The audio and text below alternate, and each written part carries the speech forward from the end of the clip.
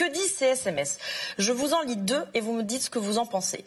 27 octobre 2009, 21h49. Libre pour prendre un verre, signé Gérald. Ne me contactez plus, répond la plaignante. Si tu veux, même si j'aurais aimé prendre un dernier verre. J'aimerais que tu me rappelles, s'il te plaît, signé Gérald. Quelques jours plus tard, le 4 novembre à minuit. Bonne nuit à toi. C'est encore signé Gérald. Oublie mon numéro, rétorque-t-elle. Ok, mais prenons un dernier verre. Ça vous inspire quoi, ça, cet échange? Moi, dans un de mes dossiers ouverts à l'association, j'ai un bon début de faisceau d'indices pour le mettre en cause pour harcèlement sexuel. Voilà, donc j'ai des éléments qui laissent présumer l'existence d'un harcèlement sexuel.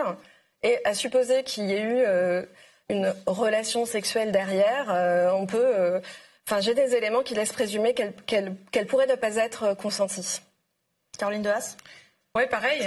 En général, en entreprise, on les qualifie de relous. Vous savez, les personnes qui envoient des SMS répétés à connotation sexuelle ou pour engager une relation intime extra-professionnelle, on les qualifie de relous.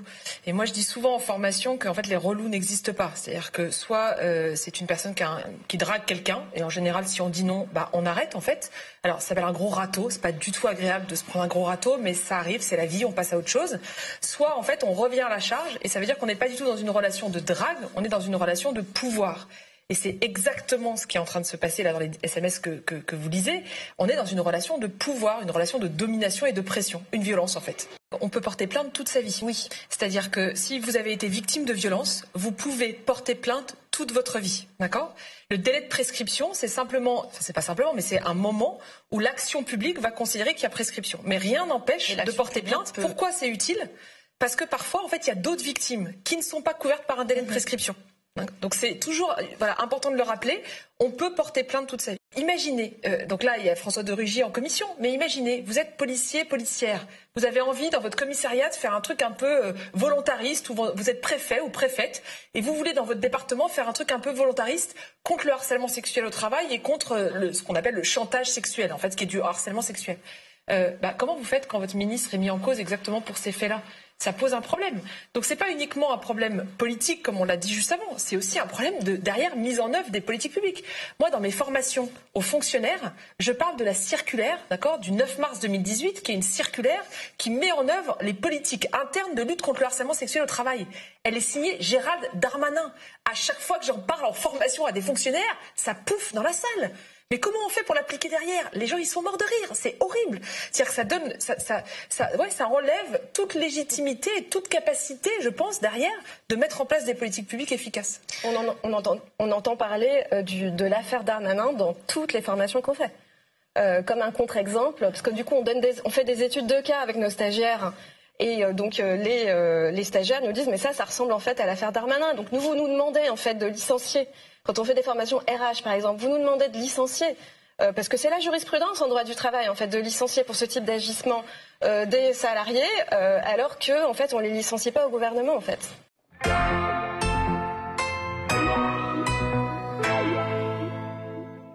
En fait, ceux qui sont assistés aujourd'hui, et je le dis à dessein, j'ai des filles qui sont étudiantes, c'est ceux qui ont des parents qui ont les moyens de payer leurs études.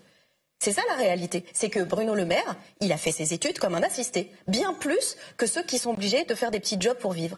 Et c'est ça la réalité. C'est qu'aujourd'hui, il y a ces inégalités. Pourquoi elles s'accroissent? Parce qu'il n'y a pas le système qui permet de remettre l'équité. Bien sûr que les jeunes de 18 ans, ils ont envie ou de travailler ou de faire leurs études. Mais certains, ils peuvent choisir. C'est-à-dire qu'ils peuvent faire leurs études sans travailler. D'autres n'ont pas le choix.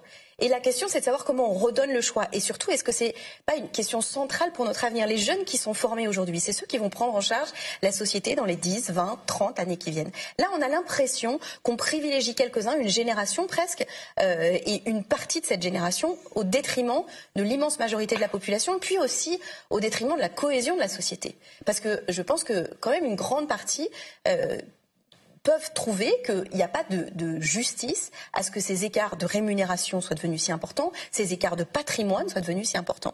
Donc oui, c'est politique au sens où c'est un choix de société, mais c'est aussi presque rationnel, parce qu'il y a des épidémiologistes qui ont travaillé sur le sujet et qui ont montré que des sociétés inégalitaires étaient en moins bonne santé, globalement que des sociétés plus égalitaires. Les plus pauvres, alors ça on peut le comprendre en se disant ils ont moins accès aux soins, mais les plus riches aussi. Parce que finalement, ces sociétés-là sont des sociétés qui peuvent être des sociétés très tendues, voire violentes. On est passé d'environ 5,5 millions de personnes qui avaient recours à l'aide alimentaire à 8 millions de personnes à l'automne 2020. Donc, on peut le voir aussi avec l'augmentation du recours au RSA. Enfin, quand on dit la pauvreté s'accroît, ça se mesure de façon tangible par cette situation.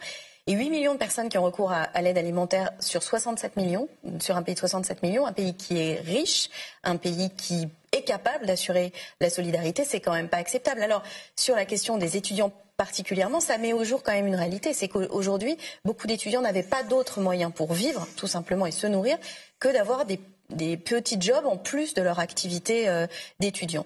Ça pose des questions sur le suivi des études, ça pose des questions d'égalité très fortes, parce que si vous avez des parents qui sont capables de vous aider, eh ben vous n'avez pas besoin d'avoir ces jobs dits alimentaires. Mais en période de crise où ces jobs disparaissent, notamment dans la restauration ou dans d'autres domaines, eh ben on se retrouve dans cette situation. Mais ce qui est très intéressant sur cette question inégalitaire, c'est à quel point elle peut être pérenne. Parce que si vous naissez dans une famille pauvre, il faudra 6 générations pour sortir de la pauvreté. Et sur les 43 milliardaires français, la moitié sont des héritiers. C'est-à-dire qu'il y a vraiment un hasard de naissance qui pèse considérablement. C'est-à-dire que on parle des inégalités de revenus et la France est moins loin que d'autres en matière d'inégalité de revenus. Mais en termes d'inégalité de patrimoine, on est un pays qui, depuis plusieurs années, a accentué la rente. Aujourd'hui, sur les mesures fiscales des 3 dernières années, 80%, 79% de ceux qui en ont bénéficié, ce sont les 10% les plus riches. Si vous aviez économisé 10 000 euros par mois, l'équivalent de 10 000 euros par mois, depuis la prise de la Bastille, vous seriez aujourd'hui à la tête de 1% de la fortune de Bernard Arnault. Donc elle est considérable, cette fortune. Elle est considérable et elle ne ruisselle pas. Donc on entend toujours, oui, mais les entreprises de Bernard Arnault, le groupe LVMH, embauchent tant de personnes. Mais à l'échelle de l'accroissement de sa fortune, on a une espèce de concentration entre les mains de quelques-uns, entre les mains de ces quelques milliardaires français. Donc ce qui se passe au niveau mondial se passe aussi dans notre pays. Donc, on se dit qu'on a un système normalement plus redistributif, donc il l'est encore, mais il a été fortement amputé ces dernières années, notamment par des décisions de politique fiscale, la suppression de l'ISF, la flat tax, qui ont favorisé l'accroissement des plus riches. Olivier Véran, lui, dans la surenchère, il dit carrément les 70 millions, c'est-à-dire les bébés, les nouveau-nés, les ados, tout le monde va être vacciné d'ici le 31 août. Franchement, est-ce que c'est sérieux ? Est-ce qu'il faut qu'on y croie ? Moi, je pense qu'il faut faire attention. Depuis le début, tous ceux qui ont eu des affirmations péremptoires se sont vus démentis par la réalité.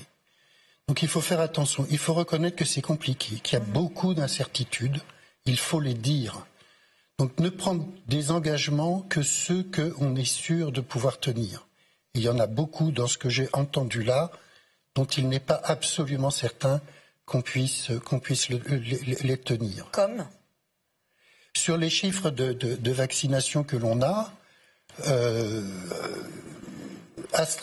il faudrait que le vaccin d'AstraZeneca et le vaccin de Johnson & Johnson aient une assez bonne efficacité et une bonne disponibilité. Et par ailleurs, un des problèmes que nous avons actuellement, c'est un problème d'organisation de la chaîne logistique. Avec les 2 vaccins que nous avons actuellement, il est vrai que c'est compliqué, parce que ce sont des vaccins qui doivent être congelés à moins 70, moins 80. Ça, c'est une chaîne du froid particulière. Mais donc, soyons prudents. Là, on a, je pense, tous les inconvénients des 2 côtés. C'est-à-dire qu'on ne maîtrise pas la circulation du virus. On a des contraintes dans les libertés d'aller et venir qui traînent dans le temps, avec un retentissement économique malgré tout. Donc ni on gagne sur le front de l'épidémie, ni on gagne sur le front de l'économie. Donc il aurait fallu confiner peut-être de façon très stricte, sur un temps plus réduit, déjà en décembre ou en janvier ou même en novembre, au moment où il y a eu le confinement léger. En novembre, il aurait fallu confiner strictement. C'est l'option que j'aurais privilégiée. Et là maintenant, vous feriez quoi, vous, si vous étiez ministre de la Santé ou directeur général de la Santé ou conseiller stratégique? Qu'est-ce que vous diriez?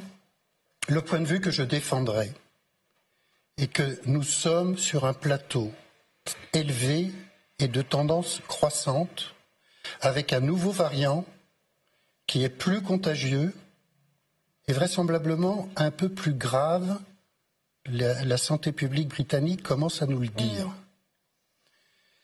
Donc, moi, je reste sur cette idée qu'il faut taper tôt, fort et le moins longtemps possible.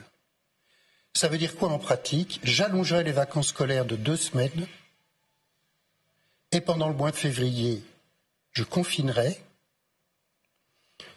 Ramener en mars la circulation à un niveau bas et là, maîtriser la circulation du virus avec les outils dont je parlais à l'instant. Donc l'isolement. Est-ce que vous êtes optimiste pour la suite? Je ne me prononce pas. Il y a beaucoup d'incertitudes. C'est une pandémie qui est suivie en temps réel. Elle suscite, malgré toutes les imperfections qu'on peut dire, une mobilisation qui est sans équivalent dans notre histoire. Ceci me rend optimiste.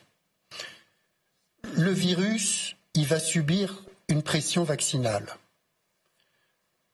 L'écologie virale nous apprend que, vraisemblablement, il va tenter de s'échapper. De quelle façon il va s'échapper? En devenant un virus comme le rhume? Parfait. En devenant un virus plus virulent? En devenant un virus qui va entraîner une mortalité chez les jeunes?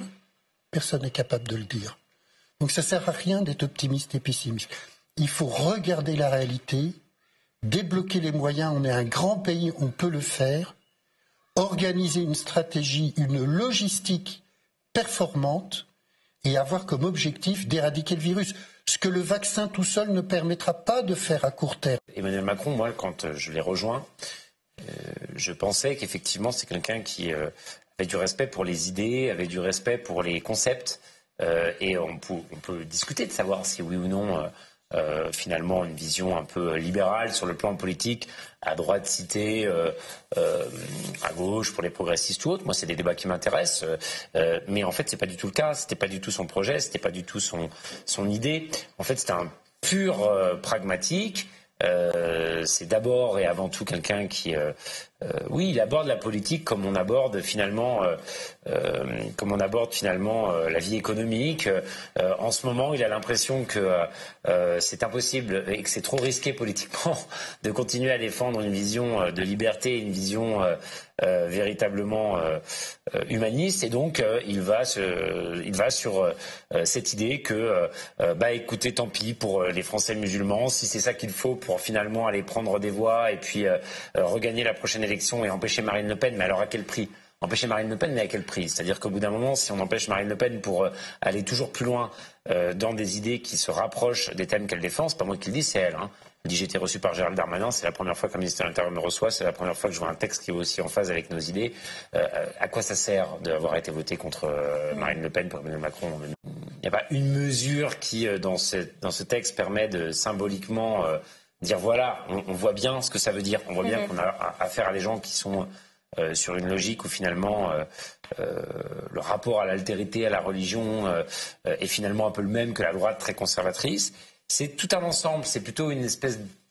Je crois que c'est un des intellectuels qui apprécie Emmanuel Macron et qui parle d'islamisme d'atmosphère. Là, vous avez une espèce de conservatisme d'atmosphère dans ce projet de loi. C'est-à-dire que c'est pas une mesure phare, mais mise bout à bout. Il y a une espèce d'agenda politique qui finit par se dévoiler, qui est que, effectivement, en pleine crise sociale, en pleine... crise sanitaire, on va plutôt considérer qu'il faut avoir un certain nombre de débats sur est-ce qu'on doit accepter le voile dans l'espace public ou non. Alors habilement, il laisse porter cela par les Républicains ou d'autres, mais finalement les mots sont placés, le discursif est là. Et puis une loi qui met à mal la liberté associative, la liberté d'instruction, tout un tas de libertés sous prétexte de lutter contre cet islamisme d'atmosphère. Donc oui, il franchit une ligne rouge. Clairement, il donne raison à ceux qui veulent faire entendre dans ce pays l'idée que le principal problème viendrait du fait qu'il y a une diversité de religions, d'origines et autres, et non pas des inégalités sociales et non pas du recul des libertés.